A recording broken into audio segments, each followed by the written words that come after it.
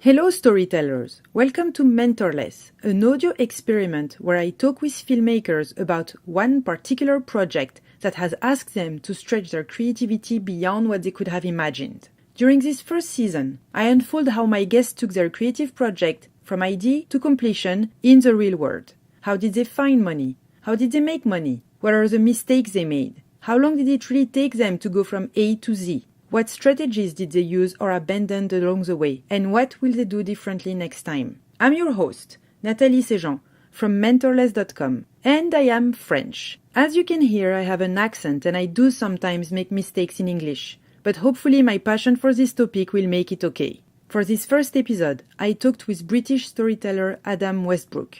You might be familiar with Adam's work, and more particularly with his video essays that were often Vimeo staff picked over the years. During this conversation, we tackle many subjects, including gatekeepers on the internet, the pros and cons of Vimeo and YouTube, the delicate art of asking money to create, the attitude to have when you open a Patreon page, and much, much more. I had an absolute blast talking with Adam. I learned a ton and hope you'll feel the same. Enjoy. Adam, thanks for being on the Mentorless podcast. It's my pleasure. Yeah, thank you for having me. If we go on your website, you can read, I am an independent video artist weaving pictures and stories together to make things fascinating. Is this how you still define yourself today? If you meet someone, you say, I'm an independent video artist? Yeah, I find my sort of definition of myself changes all the time. And if you go back in the Wayback Machine and you look at what my website was 5 years ago, it said something completely different. And if you go back another 3 years, it was completely different again. I'm sort of slowly, just trying to get more, I guess over time, I try and get more honest, maybe. It's interesting actually hearing you read that description, because before that, when I started doing the video essays, which was at the end of 2013 or 2014, I did this thing that now I look back on it, strikes me as kind of strange, but also I can see why I did it. But I created this whole channel and all this branding around these video essays. So I had this website called Delve, and that's what I called the YouTube channel, and it had the logo and all this type of thing.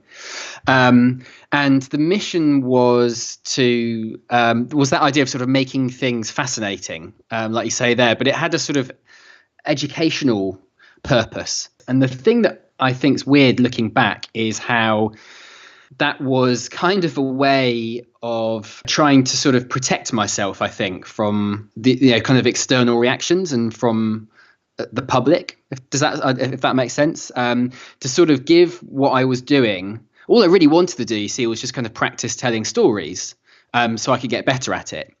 But the idea of sort of going on the internet and saying, hi, I just made this video about the history of bananas for no reason other than I quite wanted to make it. Here you go. That, to me, back then, terrified me. And so I created this thing I created this kind of little fake company, like sort of, a little brand with a mission and whatever. And it was almost as if to say, well, if it's educational and people think it's part of some kind of wider publishing thing, it won't be as scary. And that's kind of what I realized as I sort of hear those descriptions of myself back. That was kind of what was going through my head when I wrote them. I discovered you, like many, many people, I'm guessing, through this video essay you made named, actually right now I'm blanking because in my head it's named The Long Term, but that might not be the right name. It had all sorts of names, yeah. The one about Leonardo da Vinci. Yeah. So you made this video essay pretty much when video essays were kicking off, I feel. And we were all, as content creators, we were all looking for content, and we were looking into video essays. And I found your video because Kirby Ferguson from Everything is a Remix liked it on Vimeo, so it showed on my timeline and I clicked on it. I know it's not the work you love the most, and actually, I think that's something I would like to talk with you about as well, because that's not the work you're the most proud of, and yet it's definitely the one that gave you the more views, and maybe you were on brain picking, I think. And I feel this work was a bit of a turning point for your career? Yeah, so that was that little video essay about Leonardo da Vinci's creative journey. That was the first video essays that I made in this kind of concerted effort to make video essays. So before that, I was a freelance video journalist, actually. So I was sort of making a living either by sort of editing videos for people or doing some shooting. I was doing writing as well. And I was sort of looking for a new project, like I said, just a way to be more prolific in my practice of telling stories. That was what I really wanted to do, was like, I want to get better at this storytelling. All I'm doing at the moment is reading books about it. And I kind of always felt that if you want to get good at something, the best way to do it is to practice over and over and over again. So it's sort of about trying to find a format for it that I could do regularly. And I remember there were some of the rules that I sort of gave myself when I was coming up with this whole project was, okay, it's got to be something that you can make at least one a month, I think I initially said, although I've never been able to make one in a single month, more like one every 2 months. It has to be something I can do for the most part by myself, so it can happen quicker. And it has to be something that I can do without it costing me more than, say, $100 per video in terms of the costs of footage or any of that, or music or any of that type of stuff.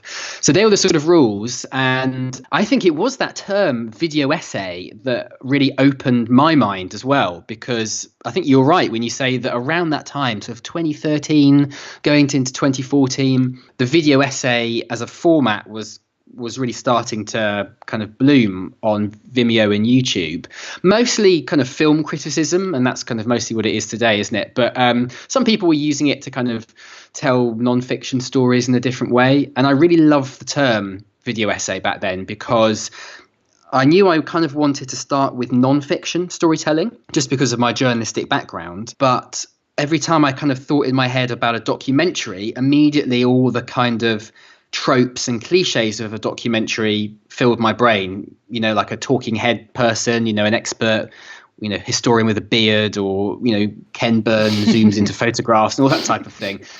And then when I heard this word video essay, it kind of just switched a light on. And I was like, actually, if I imagine what I'm making as a video essay, suddenly it's not a documentary, it's something else, and it can look and sound different. And that was the switch that flipped in my head that allowed me to kind of imagine this new type of thing. So I think it was the sort of autumn of 2013 I kind of had that realization, and I was really fascinated by creativity and art and the creative journey for very selfish reasons, because I was kind of navigating it myself, and also approaching 30 and having some thoughts and reflections about my life and career so far. And so that's kind of where those kind of things all converged.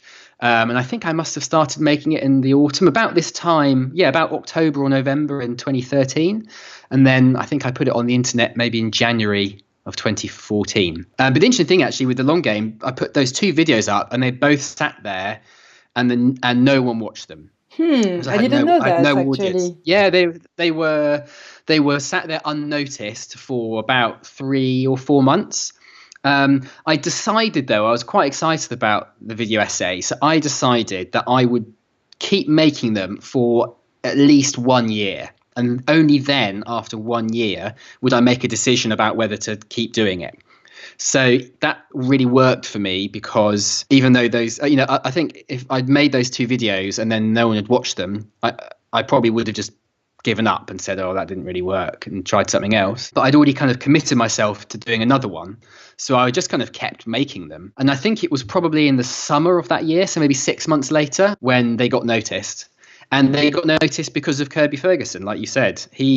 I don't know how he saw them, but he saw one, maybe because we follow each other on Twitter or something, I don't know. But he saw it, and then because he liked it, it got the attention of the Vimeo staff pick people. They saw it, they made it a staff pick, and then it went around from there. And yes, like you say, Brain Pickings mentioned it, and Cock K featured it, and it went sort of all over the place. And it still sort of pops up in lots of places today. which is really nice. It's very interesting because we never talked about how it started, and I always assumed that you knew Kirby Ferguson because, I was like, Adam is making video essays, he's kind of making video essays, so you probably hang out in the same world. And knowing that you basically kept on working on your things while it was just on the internet waiting to be discovered by someone who had a bigger following I think that's just already a very inspiring information as far as I'm concerned. Yeah, I mean, certainly Kirby was an inspiration because I really liked everything as a remix, and I think definitely his style and his approach inspired my video essays. But no, we hadn't met, we hadn't chatted, we weren't sort of connected at that point. The kind of interesting lesson for me about it though is maybe something we'll pick up later on, but it kind of affected how I think about this idea of it's how people phrase it. People always sort of say, make something good or make something great and the people will come. That seems to be a phrase that I remember seeing around a lot in the last 10 years. And I think people still sort of say it, focus on making something good and people will come. And actually, that's not really the truth of it. People might come eventually, if you have to be patient, I suppose. But it still fascinates me actually that the internet, there's this idea that the gatekeepers have all gone. And that anyone can now make something and reach an audience of billions. And actually, that isn't really true. There are still the gatekeepers. My work still pretty much lives and dies on whether it gets a Vimeo staff pick. You can see that in all of the videos I've put on Vimeo. Some of them have become staff picks and got sent around the world, and then the others just haven't. And it's down to the people who work at Vimeo. I actually met them a few years ago. I popped into their office and met the team who are the staff pickers. Very nice guys, but it's just a few people sat at a desk and they just watch through stuff, and it's on them, And I think YouTube perhaps is slightly different in that you can, because there's no staff pick thing, you can sort of still build your own audience, but you still have to jump through a lot of hoops. Yeah, one of them being their very Facebook-like-ish algorithm, where basically it's all about the longer the people, I got to learn a little bit about it when I did my vlog, which is like the longer people are going to watch your video, the higher your chances of having your video pop in the sidebar column saying we recommend you this and that. So they're not Vimeo staff pick, but they're still playing with your success rate, and you're just, they need to pick you. Somebody needs to, the new gatekeeper need to pick you, basically. Yeah, and I think I'd still prefer a Vimeo human being gatekeeper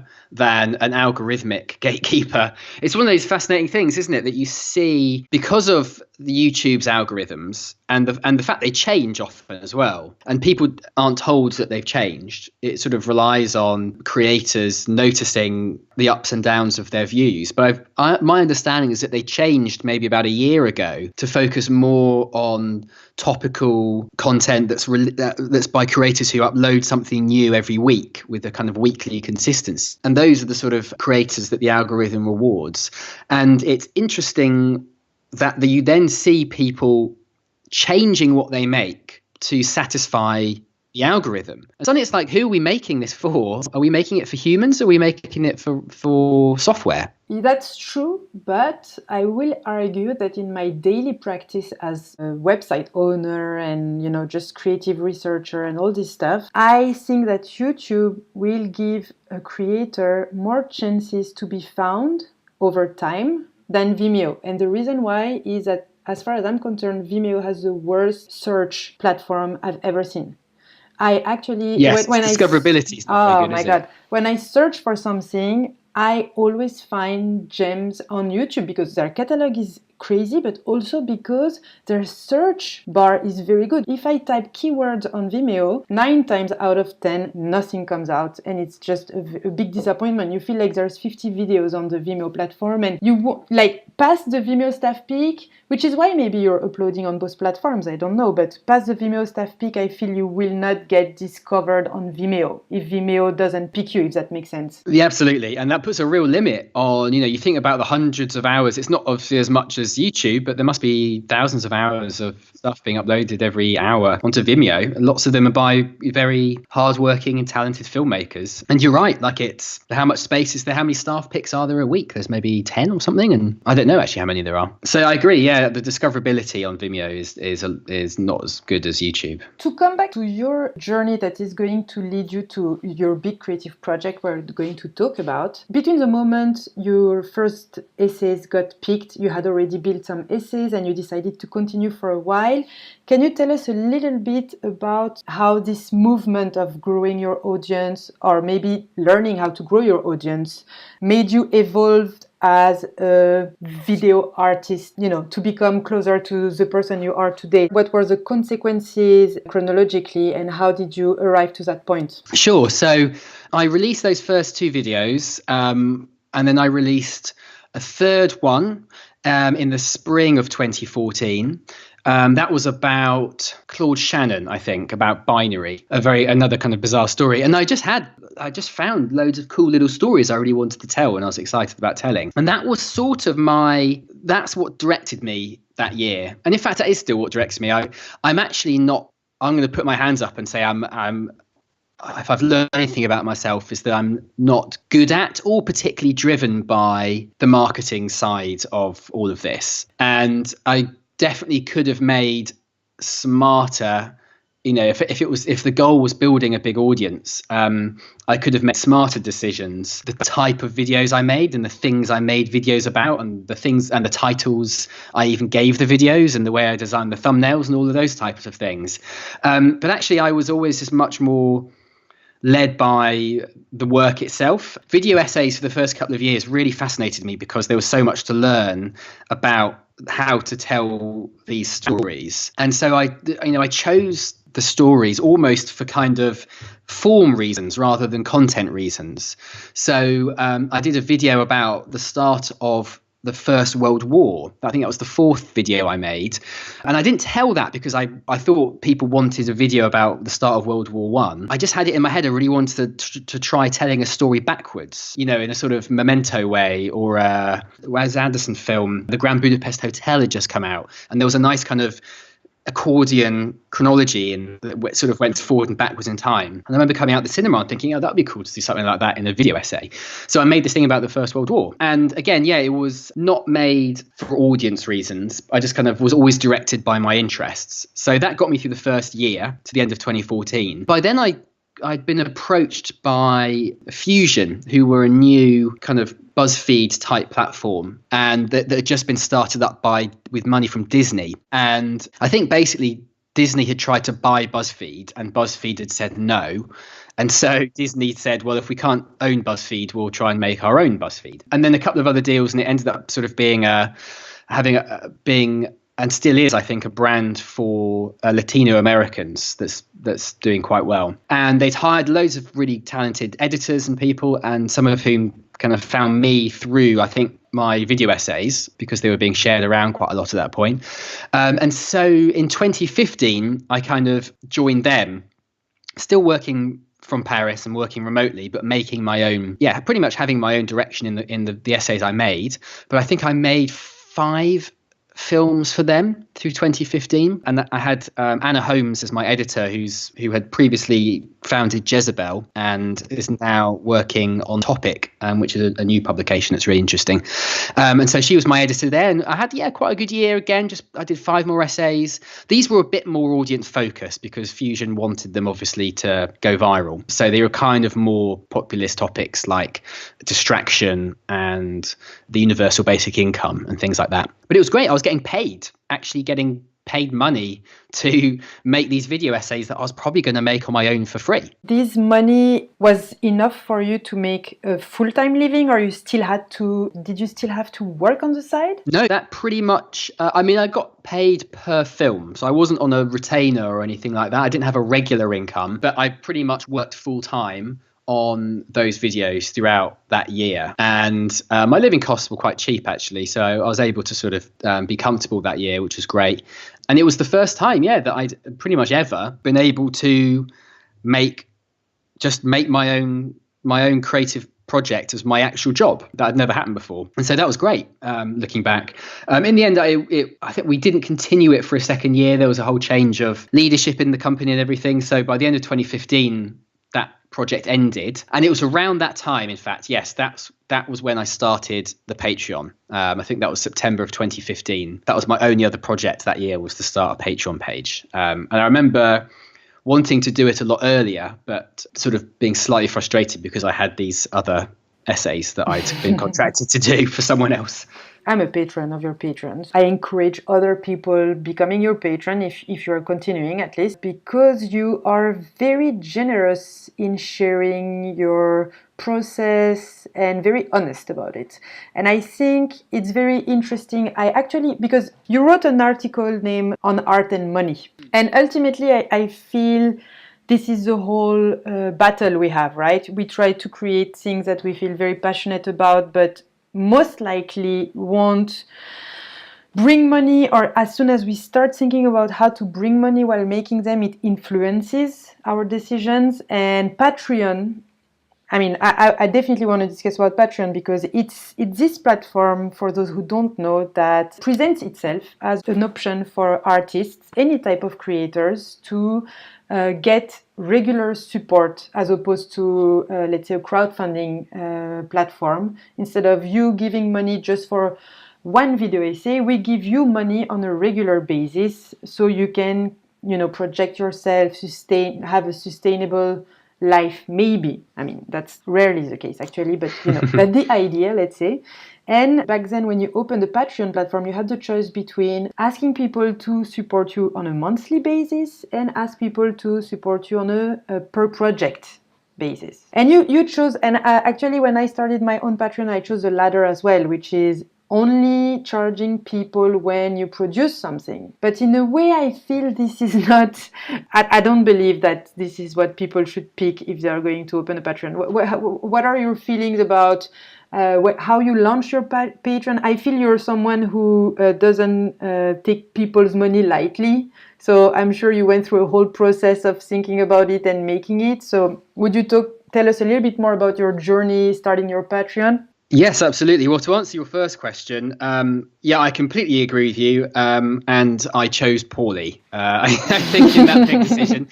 And the reason I chose, like you say, to take money on a per video basis. And the reason was that my videos often take a couple of months to make. So I don't really have the regularity of something new every month.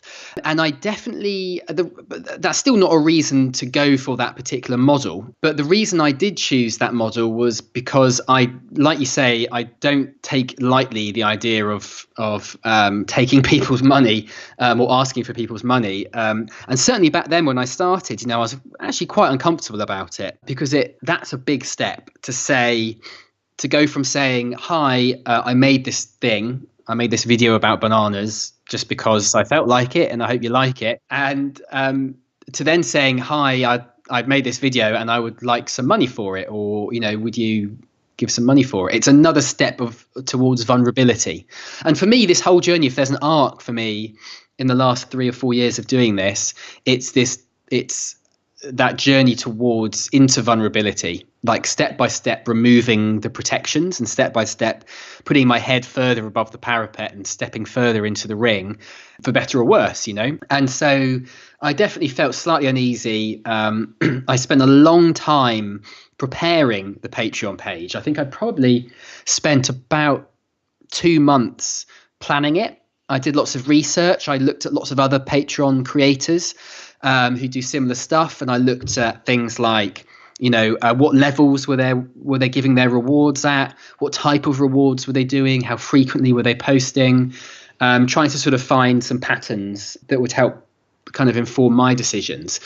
And I guess, I wanted to be really generous with the rewards, because I kind of wanted people to feel like it was going to be worth their money. So I kind of came up with quite a few different rewards, things like creating a sort of behind the scenes director's commentary of each video afterwards. So sort of making another video on top of the main video where I sort of narrate my kind of creative decisions. There's an option for people to see a draft cut of the video and give feedback that will help inform the final cut and things like that. What happened though, interestingly though, I mean, Patreon started off great. I think I had some really good support from people in the way more than I thought I was going to have, I think, in the first few months. So I think when I released my first video, I think I had, I don't know what it was, maybe $700 or $800 of pledges before our first video, which was great. But then what I found though was that I then changed at the start of 2016, when I was back working for myself, I changed some of my rewards I tried to make them even better. I had another level where I would write a kind of essay about storytelling. And I had another one, I can't remember what it was now. There's one more thing, but I actually found that was a step too far, because it turned it into a much more straightforward transaction. So it was, you give me $10 and I'll give you this thing in exchange. And I actually found that made me really uncomfortable. Suddenly the magic had gone. And for me, there is a magic with Patreon, which is the fact that people, first of all, don't have to support you in order to get any of the good stuff. Like, my videos are still up there for free without adverts, although, you know, on YouTube, regardless of whether you support me or not. And so people support, it's a gift in a sense, is what people do. And it's not a transaction, it's not an exchange, it's a gift. And then what you're making is also a gift. And it's a gift you give freely to everyone, regardless of whether they pay you or not, I suppose. Otherwise, it's not a gift. And so there was some magic there in these two groups exchanging a gift. And that, for me, is the thing I lost when I took it too far with the levels of the rewards. It became too much like a shop almost. And I felt like if I don't deliver this thing, this reward, then these people are going to be disappointed. And actually, you don't want it to be like that, because then it's not fun anymore. It's not art anymore. It's a business, which is not really what I wanted to do. Yeah, which is partly one of the reasons I feel the per thing, per creation is not a good idea, because we just did it for 3 months and we never released anything during this time, because it paralyzes you. Because what if people feel like this is not worth the money I'm giving you? This is like, at least the monthly payment, there's like, you know what's in it for you, and you know this is going to fall every month no matter what's happening. I also feel it's very hard to quantify the rewards you're giving to people unless you go just as you did, like it becomes a homework almost, where you have to produce to give something, and it's a little bit creativity inhibiting. Yeah, it is, because it puts a quantity on the work as well. And so, you know, you end up, I mean, you know, as if the tyranny of the number of views your video has got, or the number of readers your newsletter has got, or the number of Twitter followers you have isn't enough, then suddenly there's also another number, which is how much is your Patreon support, and is it higher than it was last month? And if not, why not? And those things, I think, are kind of inhibiting. And so I think if anyone is listening to this and thinking of starting a Patreon campaign, definitely do it, because it's a really good way to have a close interaction with the people who love what you do the most. And for me, that was kind of what I wanted more than the money, was to answer some questions. Number one, who are the people who like my work more than anyone else, the real hardcore fans? And two, where are they? And three, how can I talk just to them and do extra stuff just for them? Because I don't really like the idea of sort of, I like to think we're kind of past the broadcast age of sort of just trying to make something that pleases everyone. And actually there's a real beauty and power in building your own small audience and making stuff that delights them and not caring about anyone else. And I think Patreon has actually got better at that. That's something Patreon is very good at now. In terms of communicating with your fans, you can send stuff that only reaches some people. You can have stuff that reaches them for a short period and then goes to everyone. There's lots of flexibility there. So I think it is the best way at the moment to identify the people who love you more than anyone else, i.e. they're willing to put their money, and then to do extra stuff for them. That's cool. But you've got to have an attitude right from the start that this isn't a transaction, this isn't an exchange, it's a gift. And that way, hopefully you feel more relaxed about whether you make something or not. because you just kind of, I'm paranoid all the time that the people my supporters on Patreon are sitting there going, this is not worth my money. But actually, I sometimes get nice messages from people saying, actually, I haven't really liked what you're making at the moment, but I still really enjoy supporting you and your work. And that's what you want is the people who sort of who are going to forgive you for making something that either they don't like specifically or maybe isn't even as good. Because that's the thing, like, in your journey as an artist, you have to, part of the hard work is being prepared to make something bad. Either bad or that doesn't find its audience, which are two different things. Sometimes it's very objective, it's bad technically or whatever, and sometimes it's not loved, which is a little bit different, right? And actually I think that's a good way to bridge to your biggest project to date, if I'm not mistaken. In December 2016, a year and a half ago, you made an announcement and you said, I had two options for 2017, either scale up or double down. What I mean by that is really asking the hard questions about what I am on my own as an artist, really capable of making. What does self-expression for me look like? And that's much longer and lonelier and uncertain road. But I realized in the end that that's the path I wanted to take. So basically what you did is that you told us, your patrons, that you were going to make even less videos in 2017, but you were going to tackle a bigger project where you would be more vulnerable and take more risks. And this project is Parallax. Of course, Patreon is going to keep on popping within Parallax, and everything we've talked about was this whole introduction on how you landed on working on this big project that is almost over. Parallax is not a regular video essay, so can you tell us what it is and how you arrived at this idea of making this project? Yes, absolutely. So the kind of log line, I suppose, for Parallax is it's a documentary or a series of video essays, I suppose, about life on Earth, but narrated by aliens, like Ken Burns in space or David Attenborough in space was how I sort of jokingly kind of described it when I was, sort of mentioning it to friends and people around.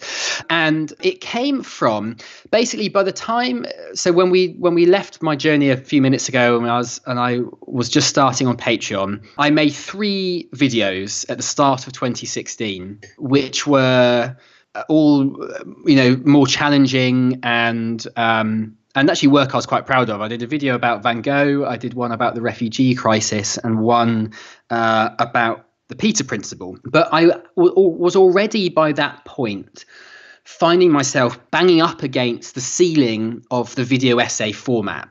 So this format that had really excited me the end of 2013, by 2016, I'd felt, first of all, that I'd figured out a lot of the questions that I had set out to kind of figure out, or I'd figured out the answers rather to the questions I had at the start about how do you take a complex topic and turn it into a compelling story. And I'd figured out a lot of the visual stuff, but I was just finding that actually, it had these kind of restrictions that I was getting uncomfortable with. And one of them, and the main one, is this idea, this kind of format of the whole video essay, which is the kind of all-seeing, all-knowing narrator. And it's something that annoys me, partly in my own work, but in all the other video essays that I see around, because you have someone who's basically gone on Wikipedia and JSTOR or whatever, and they've done some research, and then if they're half good at writing a script and reading it out loud,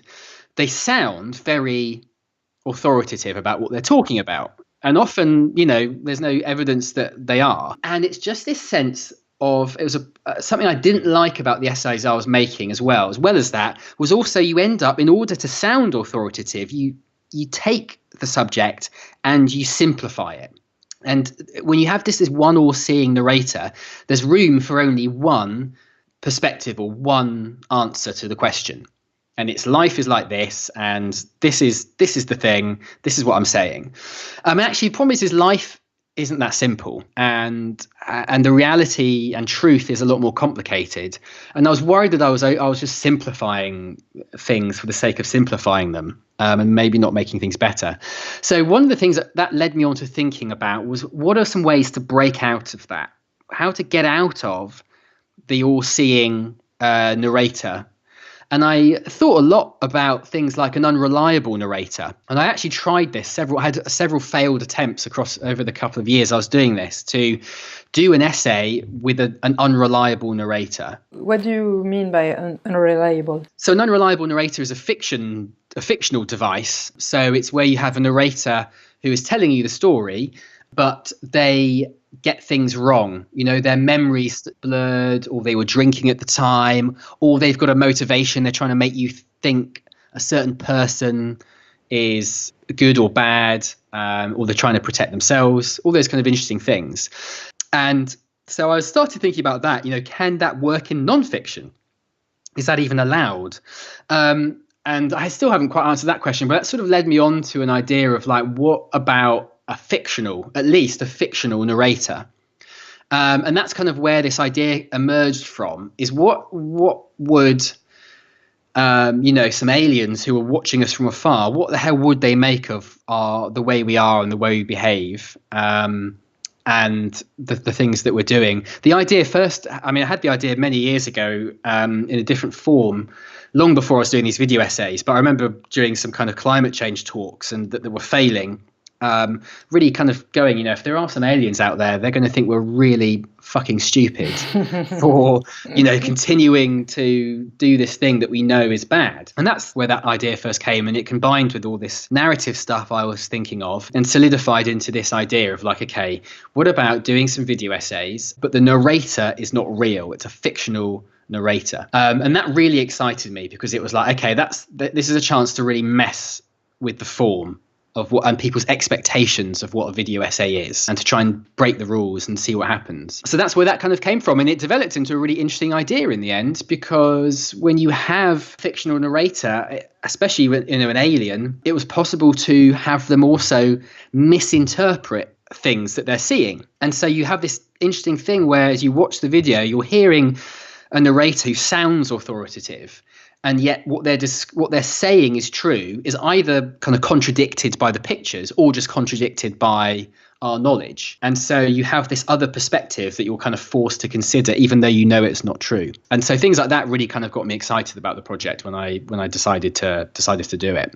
I love the fact that you're always going for a harder and bigger and more ambitious project, and just hearing about it, I'm hoping a lot of people are going to get curious about, because this is ambitious right here. And basically you made this hard choice of saying, I'm not going to do anything right now.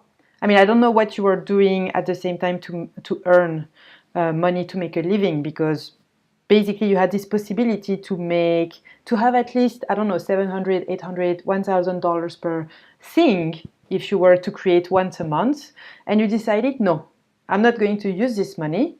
I'm just going to work on something bigger. So what were you doing at the same time to make sure you had a roof over your head? and just tell us first what you were doing to make a living at the same time, and then I'll ask my other question. Sure. Yeah. So I started work on Parallax. I committed to it in September of 2016. I'd taken the summer. I'd finished my last video essay about the Peter Principle, and I'd kind of lost my kind of motivation for a bit, and I needed to do a rethink, and that led me to Parallax. So I committed to that in the September, and then at the exact same time, my girlfriend and I left Paris and moved to the UK and settled in Brighton, a lovely little seaside town. And I got lucky. I have a friend who runs a tech website, and so I took a part-time job as a video producer with him. He was expanding his video output.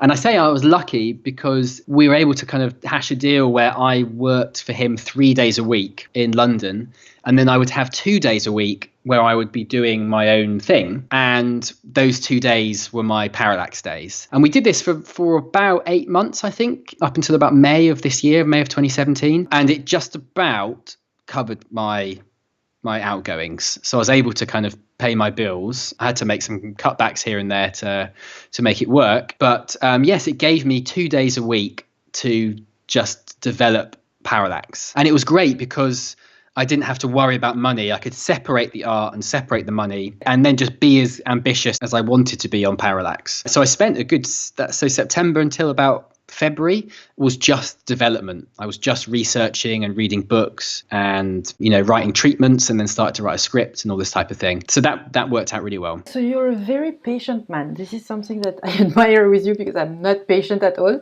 So you spend 4 months, 2 full days per week working on the research for Parallax. And I'm going to ask you to make a little effort of imagination because you know the end of this story. But back then, did you think about anything in terms of strategy for release, or is this something you've always decided not to take into account besides the usuals of Vimeo, uploading on Vimeo, on YouTube, and the Patreon? Were you also spending time on this, and what did you have in mind as how it would unfold? Well, I mean, I guess the thing that we all have as we start a project is it appears so amazing in our imagination, in our head, when we imagine this thing, that you're sort of driven by the belief that people will find it as amazing as you do once you've made it. And so, my thought was, as soon as this goes out, people are going to love this. Like, this is so cool, this idea. People, there's nothing like it no one's done this before. People are going to have their minds blown. So I was very excited. And being patient was difficult because I wanted to get this kind of idea out. My strategy was, I didn't give it that much thought. I was far more interested in the making of it and the creative challenges of actually making the videos. My plan was to fund each one with Patreon.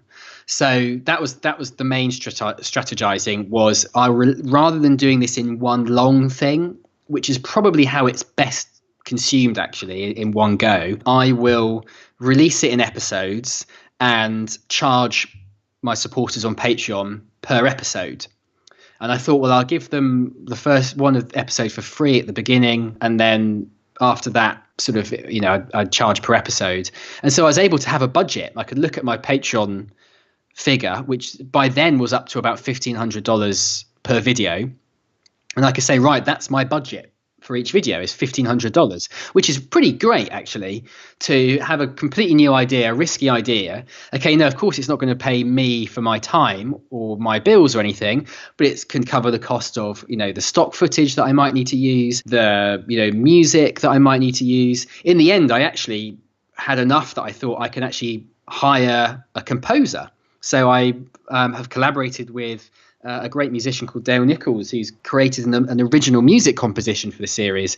And then I also was able to hire an actor to do the voice of the aliens rather than it being my voice. 2 things which have definitely elevated the end result without a doubt. And so I was able to invest in those things because I knew that there would be that money coming in.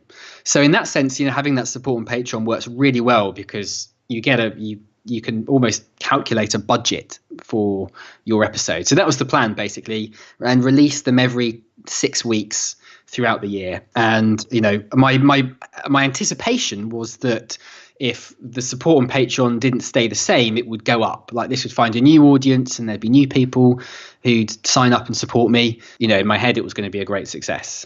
I mean, that's what we always have to believe, right? Otherwise, we wouldn't do it. Exactly. You released episodes 1 and 2 in May, right, of this year? That's right, yeah, in May 2017. So you committed to Parallax in your head in September of 2016. You announced it in December of 2016, and then 5 more months passed, and during those 5 months you just worked on episodes 1 and 2, and at that point you shared it with us. Yes, pretty much. I actually pretty much all of the end of 2016, it was reading books, it was watching films. I was doing lots of research into xenology, which is the study of alien life, and trying to get an idea of how do you talk about the challenges? It was going to be, how do I talk about humans in a way that makes them sound alien? And so it was trying to use the scientific language a scientific observer might use to make us sound more alien to ourselves. There's all that sort of stuff. And then just doing lots of thinking and writing and like, what is this going to be about? What is this series? What is this going to end up saying? And the difficulty was in the end that actually, and this comes out in the work definitely, I think maybe when I started it, I imagined it being quite an inspiring story. I imagine there being a great kind of celebration of humans as artists and art and play as things that only humans can do and stuff like that. But then when I committed to doing it, Brexit had happened. And then when I was researching it, Donald Trump got elected, and just 2016 just ended as a year of just sort of couldn't help but leave you feeling pessimistic. What I realized that I cracked the story when I realized that there was a great opportunity to have an ironic with this fictional narrator. As I mentioned, they might misinterpret some of the things that they see on Earth and get wrong about what they actually are. They might, for example, look at cars and assume that they're living organisms and things like that. But then I realized there was actually a great opportunity to have some dramatic irony going on where the aliens represent almost the worst of us, and essentially whatever they think is good is actually what's bad, if that makes sense. So what happens throughout the series is they mistake corporations as being the kind of big sentient beings who live on Earth, and humans, who they call employees, are the sort of subservient species, and they think this is brilliant. So the audience is supposed to go, oh, God, that's terrible. Isn't capitalism and corporations, we let them control our lives too much. Meanwhile, what they're seeing is these aliens going, isn't this amazing? These corporations are a fantastic advanced species, and the way they collaborate with the employees is wonderful.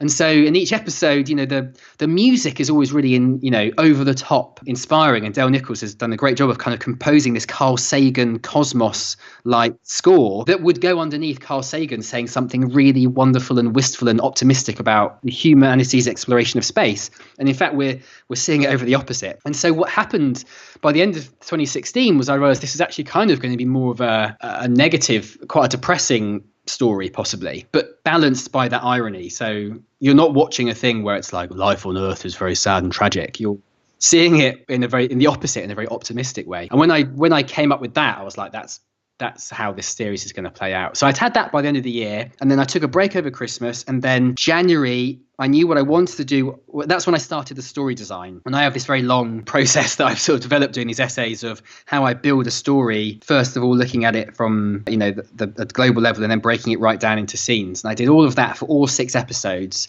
And I wrote a first draft script for every episode.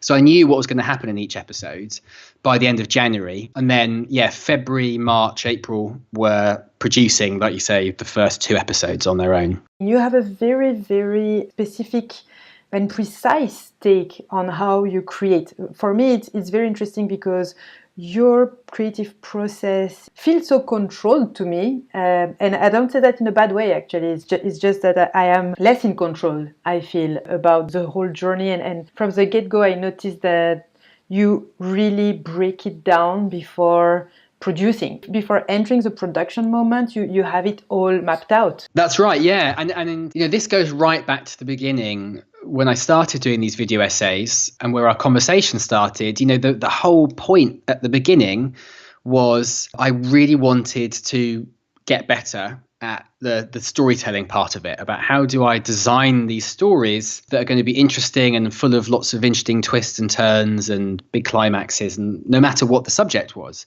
And so for me, the process has always been about that word control.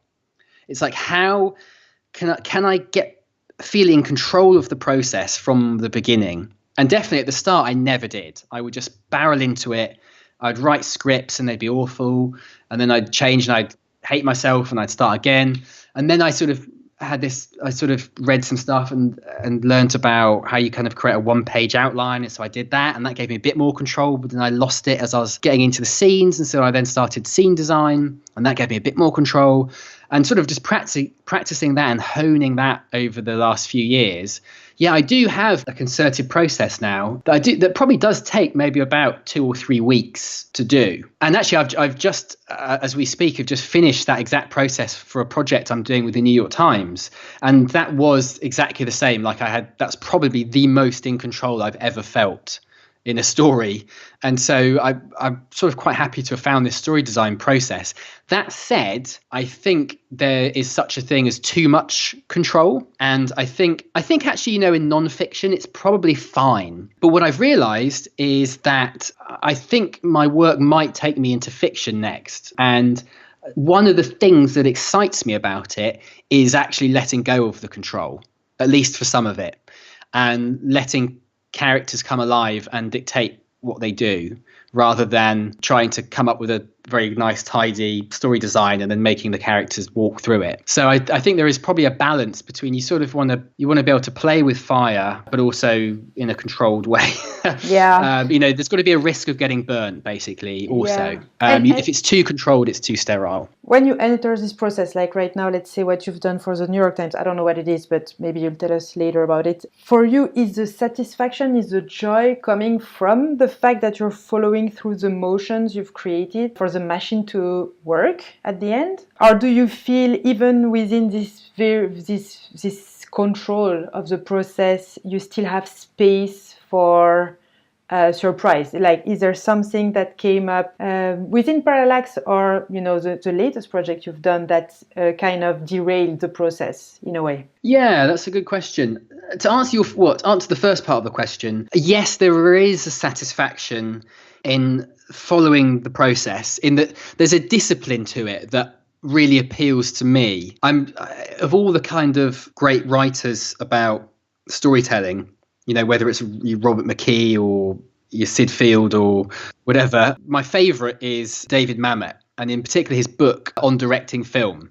It's a really short book. It's like 110 pages. And it's only really got one message, which is, guys, it's not that hard.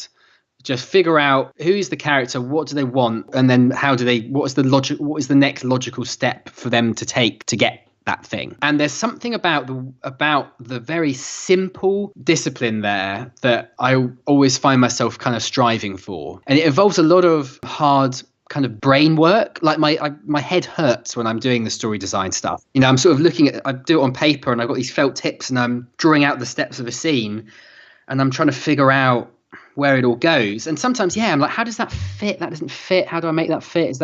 Where's this scene going? That for me is part of the joy, that's the nuts and gritty bolts of the storytelling there, the plotting. I was always drawn to structure when I started this. I think like a lot of people are when they sort of start their storytelling journey, is the first thing you want to figure out is how story structure works.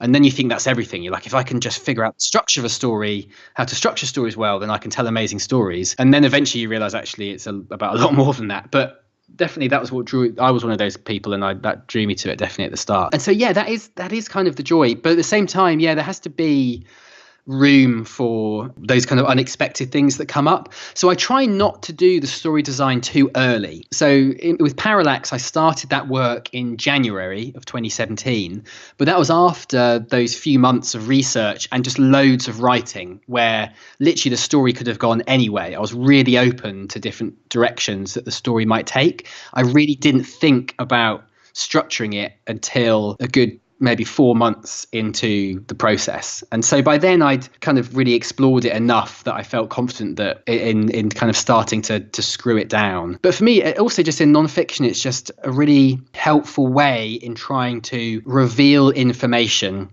in interesting and unexpected ways or dramatic ways. I think that's the thing that in the educational kind of video world, if you like, the video essays kind of fit into that category there of sort of educational videos.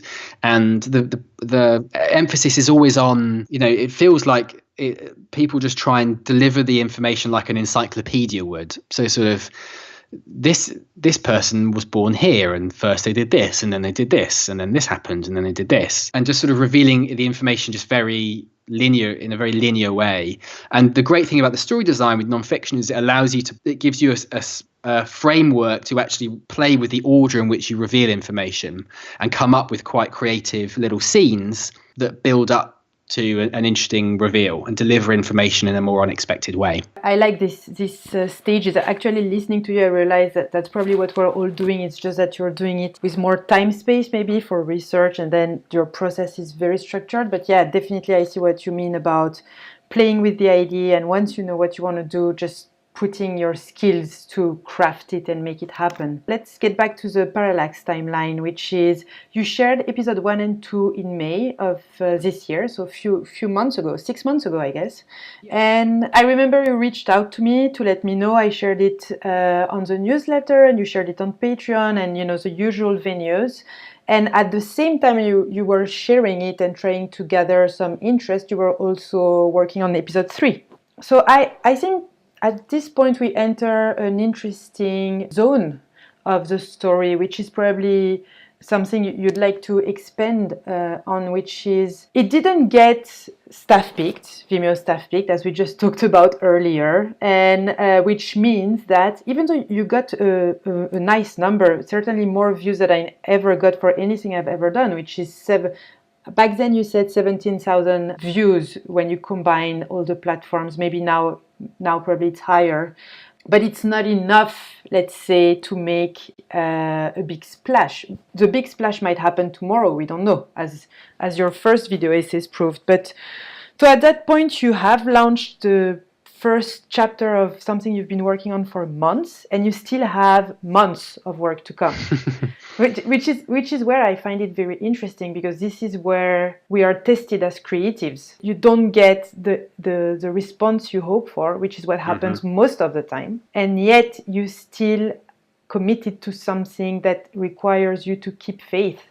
So can you tell us more about this journey from that point on? Did it influence how you created the rest of the content? And, I'm interested in learning more about the journey from after the release of the first 2 episodes until now.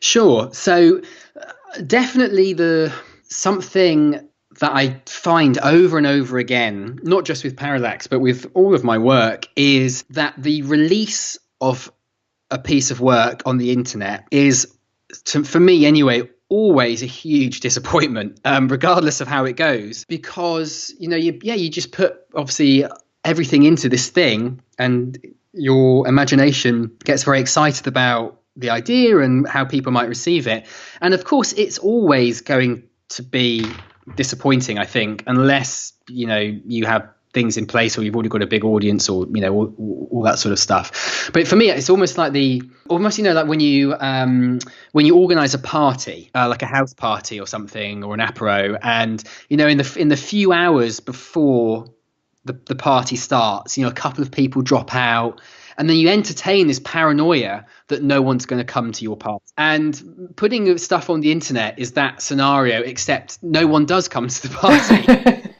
And you have that feeling, that sort of, that kind of crushing disappointment, like, oh, really, that's all that happened was, the sort of people I expected to see it have seen it. No one's shared it, no one's picked up on it. And it's always, I always just find it's always the bit where I'm just like, why? It's now not fun. I was really enjoying it till the bit where it goes out. And that's never changed. That's been the same since I started doing these things. And so I remember having some expectations that it might staff pick because I'm on their radar and because it's an interesting idea. But that didn't happen. And I sent it round to various people. I remember actually one of the changes I'd made, I had decided in the development phase that I had enough of YouTube. I'm not a huge fan of, although it has some benefits and it's better at some things, as we said earlier, I think it's got a lot of problems. I think it's always felt like it was too kind of focused on popularity and this sort of thing. And I always knew my work didn't really belong there. And so I was like, actually, with Parallax, I'm going to screw YouTube. This is going to be Vimeo only. Because I was kind of like, actually, do you know what? People on Vimeo, if I'm going to get any comments, they'll at least kind of be considered comments, maybe from other filmmakers. YouTube, it's going to be some idiots who don't understand the idea. There'll just be loads of abuse, and I can do without that. I remember I then released episodes 1 and 2 on Vimeo only, and I released them to the patrons.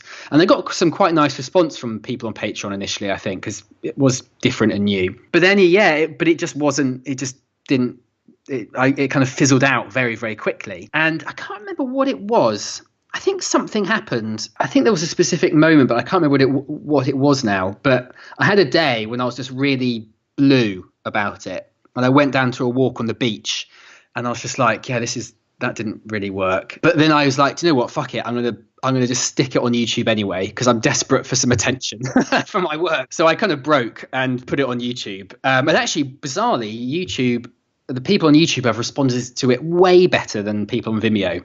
Some, really interesting comments. It started some really interesting discussions from people, and so I'm glad I did that in the end. That was the one change. But in terms of, then there's the motivation. That's always hard, because before, with the video essays where I just make one video on one thing and then change the subject, then it's a bit easier, because you can kind of say, well, I did complete it. The reaction is the reaction. I can't do anything about that. Now let's do something new, brand new story. This one's going to be amazing, exciting. And then here, actually, in a series, you've got to dig deep to find that motivation of, I've actually got to keep doing this.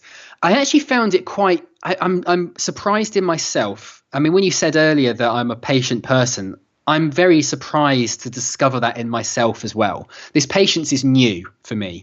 A year ago, 2 years ago, I could not have done Parallax. I would have really struggled with the motivation and the momentum. But maybe I'm just old enough now, or I was just ready for it was the right time. But I've not struggled with that this year. I absolutely committed to seeing it through to the end, regardless of what happened. And the other thing as well was that I was actually excited about what I was going to do in the future episodes. I had some cool reveals and some cool developments that I thought people were going to really like. And so I was like, okay, well, maybe people didn't like episodes 1 and 2, but I really like episode 3. And so that also helped. So I didn't find motivation too much of a problem. I then made episodes 3 and 4. I make them in batches of 2, just to save some money on the voiceover recording, because it is quite expensive. So I have to sort of record with the actor, Jennifer, the 2 episodes at once. Otherwise the studio time gets very expensive. It then started to sort of go downhill a bit. When was it? Mid-July, I then released episode 3, and I then went away for a week to the States on a kind of little vacation with some friends. And that one got some kind of negative feedback. It also didn't do particularly well, but the feedback it did get was there was some kind of quite strong negative stuff about it in the comments and things, and so that was quite difficult to deal with. And then, but I sort of plowed through August and got episode 4 done, and so it's what I was finding, what I am finding, is that it's not, people aren't sort of following it through. Through as each episode comes out, it gets fewer views than the previous one. So it's sort of not building anything. It's doing the opposite. And the other thing that's been, I don't mind talking about, there's been an unexpected sort of disappointment, is that the support on Patreon, rather than staying the same or going up, which was what I had anticipated, it did the opposite. And actually the amount of money I get on Patreon per video has actually fallen by about a half of what it was when I started. So at the first episode, there was $1,500, but now it's down, it's less than $800 now, I think. So not only have the general public not been excited about it, some of who I thought were my biggest, most hardcore fans have also said, no, we're out, we're off. And that was hard. That was something I didn't expect. Yeah, I mean, you mentioned that when we were talking about talking together and recording this episode, and this is one of the things I love, actually, that you are willing to talk about that and mention that, because this is happening to everybody. As far as I'm concerned, from what I know, if you start paying attention to numbers, you realize that numbers are heart crushing. I see people with huge followings putting videos online and they have 1,000 views. For me, 1,000 views is actually good because I don't have big followers. But it's hard. It's hard to get high numbers on videos, and Patreon can be crushing as well, because you are going to lose people, and it's not always easy to understand if you're losing them. Just, it might be money, it might be because they don't like your stuff. You don't know why most of the time, but it's hard to see people leaving the platform and stop following you. Well, actually, Patreon does let you know why people have left, which is really interesting. You're actually able to see through the dashboard of the site, when someone leaves, they're given the chance to fill in a questionnaire, like why have you stopped supporting this person? And then there's a few checkboxes, a few kind of pre-written options, like, yes, I only intended to support for a limited time. My financial situation has changed. The creator isn't as engaging as I expected. I think are 3 that I see quite a lot. Most of them, in fairness, it's people who are having a tough year and just sort of can't afford to keep supporting. Other people, I think, don't like the project. I think a lot of people, supported, and this is kind of a problem with a difficulty of building an audience when you're an artist, is that actually, you can't promise your work is going to remain consistent, either in quality or in the thing that it's about. And for me, my artistic journey demanded that I take this more challenging path. It was what I felt I needed to do. And I think a lot of people were like, well, hang on, I gave you money because I want more inspiring films about artists that make me feel good about myself, or whatever it is.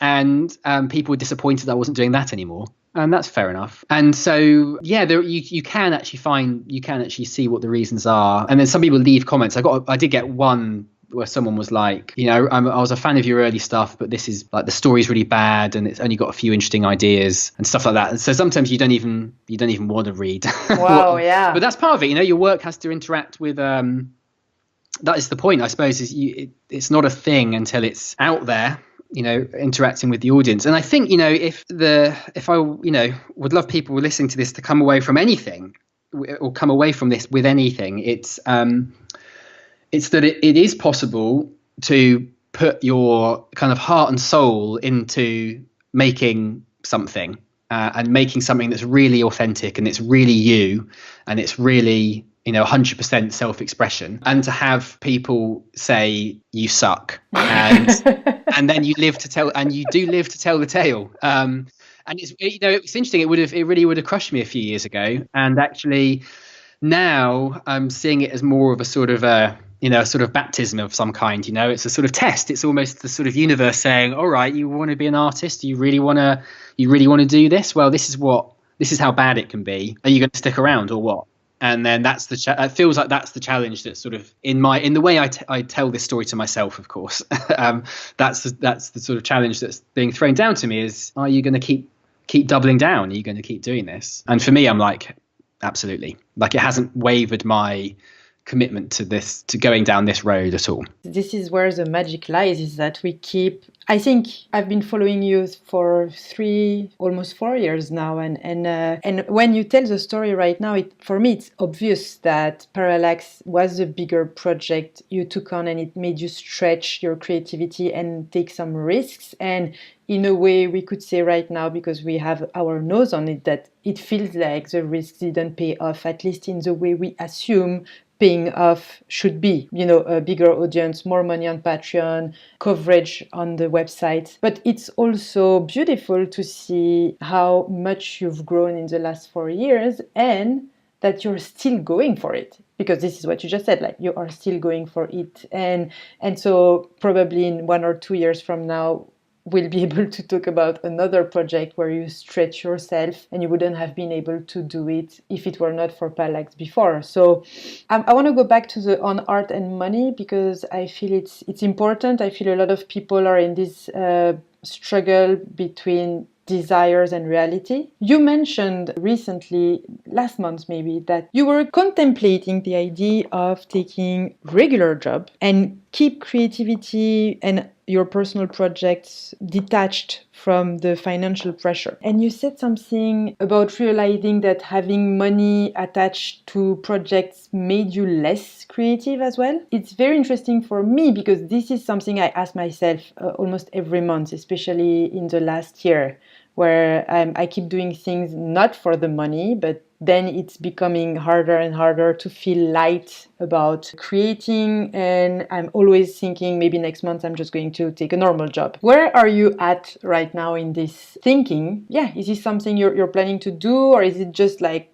me, something that comes all the time, and at the end you're like, whatever, I'll stick to my habit for a little bit longer? Yeah, I think that's where I am at the moment. I mean, I was ready to do it, to sort of leave this kind of freelancing life behind, definitely at the end of the summer when we moved again from Brighton to London. I've only delayed it, I think, because this project with the New York Times has sort of come up when it has, and it's an interesting project, and so I decided to keep doing it a little bit longer. But actually, yeah, it's still something.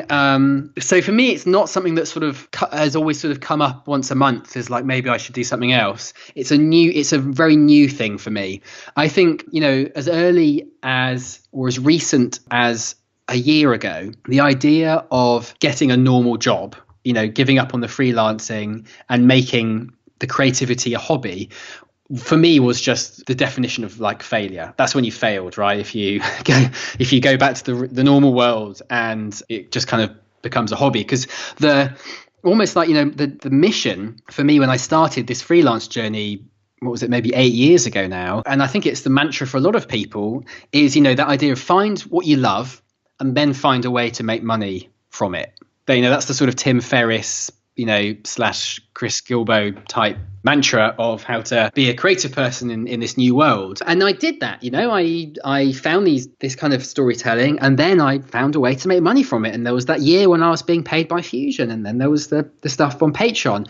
And I was just surprised to find that earning money from my creative work, knowing that it was my creative work that had to pay my bills. Maybe that's the phrasing that's the difference. It's fine maybe to make something, and then if you sell it, great. But it's when your creativity is aware that it is also in charge of paying the bills that you start to have a problem. And I was just very surprised that as soon as my first Patreon funded videos, I was making those at the start of 2016, my creativity retreated a bit, and it was going, no, we need to make a video now that's going to do really well on YouTube now, because we need this Patreon number to go up and this sort of thing. I just really lost. It got to the extent that I stopped, in April of 2016, I had to take a few months off because I just suddenly had lost the motivation and it had stopped being fun. And so that's a new thing for me, is actually to separate those things, to maybe just have a job that basically pays the bills, but isn't so demanding on your creativity that you still have some energy and some bandwidth left to create on the side, appeals to me, just because I feel like then maybe my creative voice will feel the freedom that I really want to give it. And that's what's become really important to me, I think, in the last year or so, is finding that expression, that self-expression, and in a way that isn't worried about the outcomes of that. And so, yeah, I think, I have friends as well. I've got a friend of mine who wrote a whole novel just by getting up at 6 a.m. and writing for an hour and a half before work. And he's got a novel that's coming out in May next year. And that really opened my eyes as well to the possibility that it doesn't have to be your job. People write screenplays all the time. You can do an hour a day and you can write a draft of a screenplay in 6 weeks, and novels can be written in half a year that way. So I think there are other ways. I think just that idea that you're not a successful artist until you are a full-time paid artist, I think is a damaging definition. I think there are lots of ways to do it, and it should be said, it's horses for courses. Some ways are right for some people, and also it changes over time. It might be that in the next year, getting a reliable job so I can take a really big creative risk is the right thing for a year, and then the year afterwards, maybe it will feel right to go back to the freelancing. I don't think there's one definite way, one correct way to do it all the time. You're done with Parallax almost right now. What's your next? You mentioned you were interested in going for fiction. Do you know what's your next creative project? I don't know it specifically yet. I do think, though, yes, my study of my practice of storytelling, I've researched a lot and spent a lot of time learning about how to tell fiction stories as a way to improve my non-fiction. And the perhaps inevitable outcome of that is that I've become really interested in fiction, also because it feels like the best way now for me to really play with the fire that we were talking about earlier, to really have no boundaries, to really pursue kind of creative expression as pure a way as I can. And because in some ways, as I said right at the start, creating Delve and the whole educational mission was a way of hiding, I think, a way of protecting myself from the kind of scorn or the rejection of an audience. And I still think in some ways non-fiction is that also, relying on documentary as a way, for me anyway, is safe. And what scares me, and something I've never tried since I was about 10 years old, is to use my imagination 100%. I've never in my whole life invented a character, Wow. certainly not my adult life, Beside the alien. the alien narrator, she was the first one, yeah. But to create a real human character who's actually believable, I had no idea whether I'm capable of that. And I've just found myself watching your progress with your screenplay and other friends who are working on fiction, that's something that I'd like to know if I am capable of doing. So yeah, my plan for next year is to try because I'm a visual storyteller, I think I'd like to write some screenplays, but I have no idea really on how that will manifest itself. I don't know if I'd want to write a feature or a short or anything like that, and I've got no idea how that's going to work on Patreon either, because I don't think people are going to give me money for a screenplay, so I might have to take a pause on the Patreon for a while as well. That's one of the problem with, not the problem because it's not Patreon's problem, but it's a problem as a filmmaker. It takes so much time to release something. How do you get support for this type of long projects? But that's for another topic. I've loved talking with you about all this. I know I had 100 more questions, but I tried to keep it as tight as possible. Hopefully you got to say your stories the way you wanted to. Yeah, I felt I rambled a bit, so I hope I didn't sort of I felt my answers were very long. But that's what I'm looking for. My questions are very long as well. So I want to thank you again for your time, and I will share on the page that goes with this episode all the information for people to find you, all the information about the project and works and books you mentioned. And that's about it. Thank you very much, Adam. Yeah, thanks for your time, Nathalie. I really enjoyed that. There's some great questions.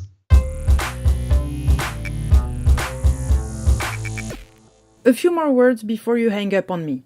To find all the notes about this episode and how you can get in touch with today's guest, go on mentorless.com/podcast. And while you're there, take a minute to let me know your thoughts about what you just listened to. If you did enjoy this episode, please recommend it to your friends. I'd love nothing more than being able to continue this audio experiment and turn it into a regular podcast. I believe hearing the stories of fellow filmmakers and creatives is a potent way for all of us to grow. How you feel about this first season and how it spreads will determine the future of this project. So, if you want to be heard, use your voice. See you on the next episode, and in the meantime, create and question.